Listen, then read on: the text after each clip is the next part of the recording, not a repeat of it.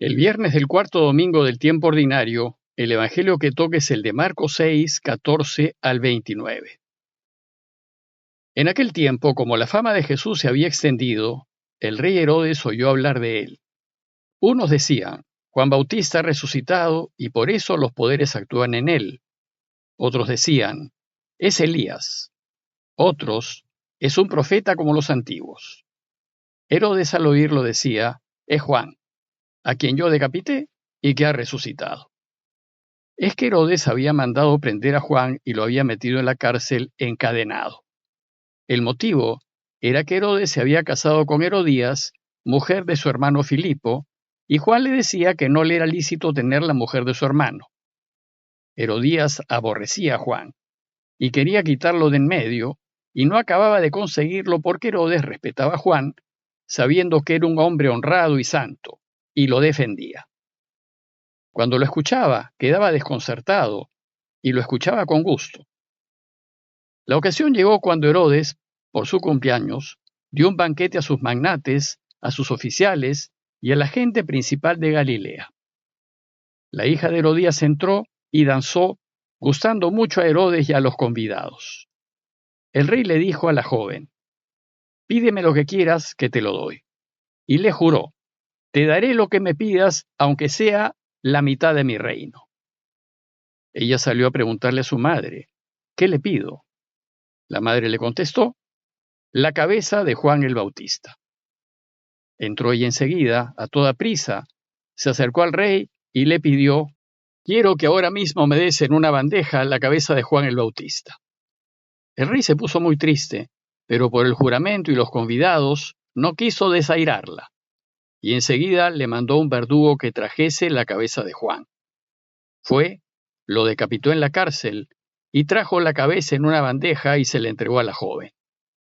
La joven se la entregó a su madre, y al enterarse sus discípulos fueron a recoger el cadáver y lo enterraron. Vimos en el pasaje anterior que Jesús envió a los suyos a que vayan a los pueblos del entorno a exorcizar y a curar.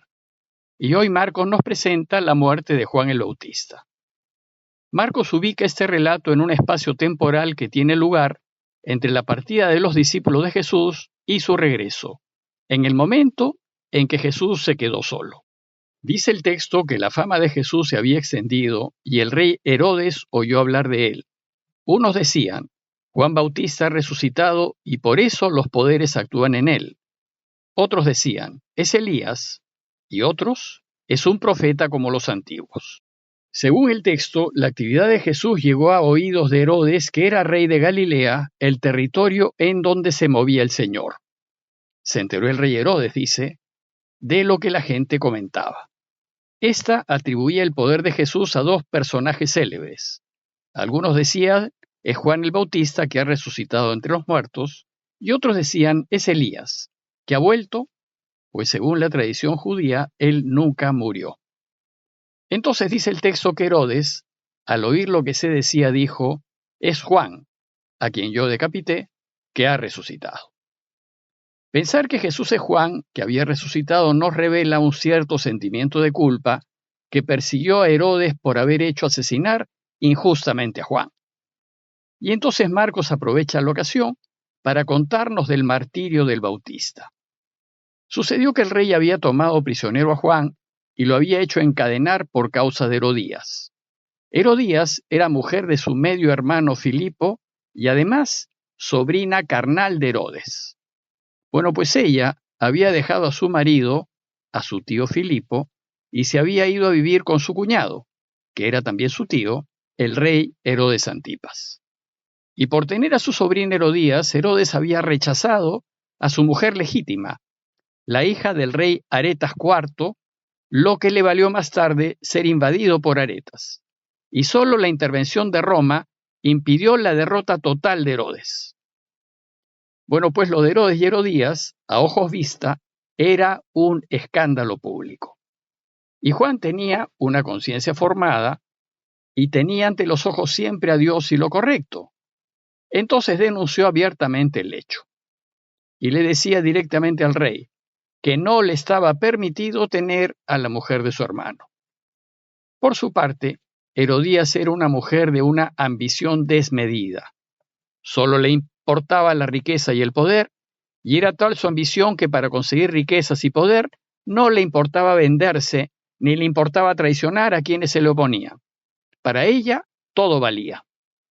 El asunto es que Herodías andaba furiosa con el Bautista porque éste estaba denunciando a los cuatro vientos su ilícita relación matrimonial.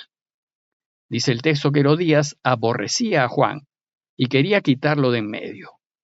Ella odiaba a Juan y su deseo era eliminarlo para silenciarlo y que no siga hablando. Pero no podía hacerlo, dice Marcos, porque el rey Herodes respetaba a Juan. Dice el texto que sabiendo que era un hombre honrado y santo, y, pese a que criticaba su relación, lo defendía.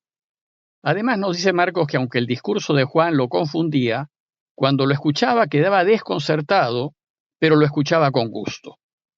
Por tanto, Herodías no podía llevar a cabo sus planes de deshacerse del Bautista. Pero dice el texto que la ocasión se le presentó cuando Herodes, por su cumpleaños, dio un banquete a sus magnates, a sus oficiales y a la gente principal de Galilea. Debió tratarse de un banquete a todo dar, donde el rey tiró la casa por la ventana. Un banquete que incluía comida, músicas, espectáculos y danzas. A ese banquete había invitado a los más importantes y poderosos personajes de Galilea, y probablemente también algunos romanos influyentes, pues Herodes era prorromano. Es decir, sus invitados fueron la creminata de la sociedad de Galilea. Todos ellos aprobaban por conveniencia las ilícitas relaciones conyugales del rey. A veces también nosotros nos comportamos así, pues desgraciadamente por conveniencia, a veces cerramos los ojos al pecado y con tal de seguir disfrutando de ciertos beneficios, nos hacemos cómplices de lo que está mal. Bueno, pues sucedió que la hija de Herodías, dice el texto, entró y danzó, gustando mucho a Herodes y a sus convidados. Entonces dice el texto que el rey se emocionó mucho y quiso premiar a la chica y le dijo: «Pídeme lo que quieras, que te lo doy». Y le juró: «Te daré lo que me pidas, aunque sea la mitad de mi reino». Le daría hasta la mitad de su reino, es decir, se trataba de una oferta realmente generosa. Pero además esta promesa la hizo delante de todos sus invitados y le juró: «Te daré lo que me pidas». Dice el texto que la chica salió a preguntarle a su madre: «¿Qué le pido?». Según el historiador Flavio Josefo, la hija que Herodías tuvo con Filipo se llamó Salomé. El texto la presenta como una muchacha inmadura y superficial que, negando a su padre y por conveniencia, apoyó a su madre en una relación ilícita con su tío Herodes Antipas. Y ahora no sabe qué pedir. Pero la ambiciosa y manipuladora Herodías aprovechó la ocasión para deshacerse de Juan el Bautista. El odio que Herodías le tenía a Juan era tan grande que se le nublaba la razón. Ella sabía que Herodes estaba atrapado por su promesa y que no se podía negar a nada. Y entonces le hace pedir a su hija la cabeza del Bautista. Increíble. Y dice el texto que la muchacha enseguida, a toda prisa, se acercó al rey y le pidió: «Quiero que ahora mismo me des en una bandeja la cabeza de Juan el Bautista». Según el texto, el rey Herodes se puso muy triste, pues le gustaba escuchar a Juan y sabía que no había cometido un crimen digno de muerte, y sabía que no estaba bien mandarlo decapitar. Pero su imagen, el quedar bien ante sus invitados que habían escuchado su juramento, el qué dirán, pudo más que la justicia y la verdad. Herodes había hecho un juramento público y no quiso quedar mal ante sus invitados.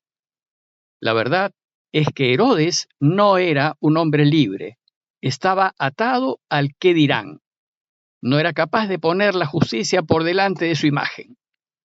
Pues el hombre libre es el que hace lo correcto, lo que Dios quiere, es el que vive en la verdad y la justicia, aunque pierda, aunque quede mal, aunque le quiten. Por encima de nuestro propio bienestar debe estar siempre Dios, debe estar siempre lo que es verdad, debe primar lo que es justo y correcto, debe prevalecer la vida.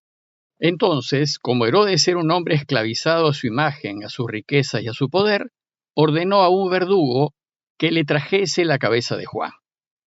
Herodes, presionado por el que dirán, eligió cometer un crimen.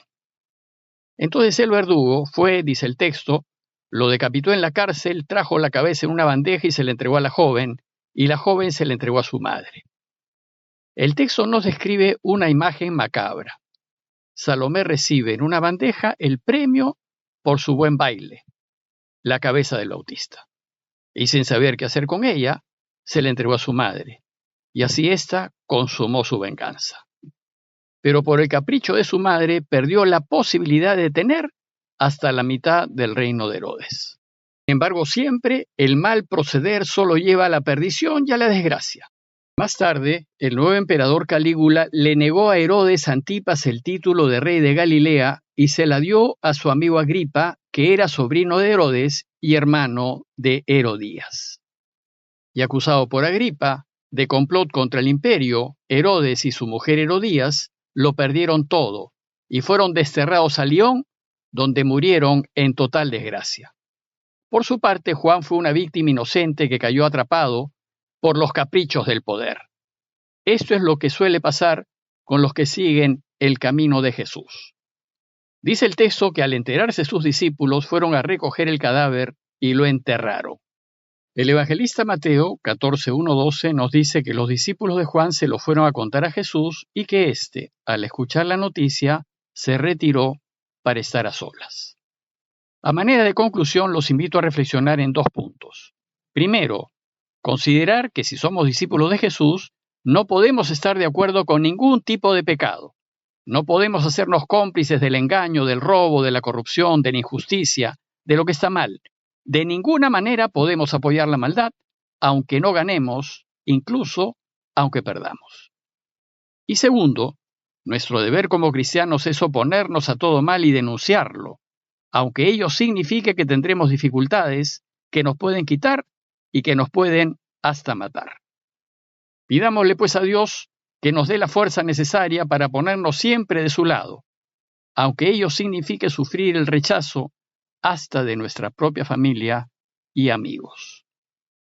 Parroquia de Fátima, Miraflores, Lima.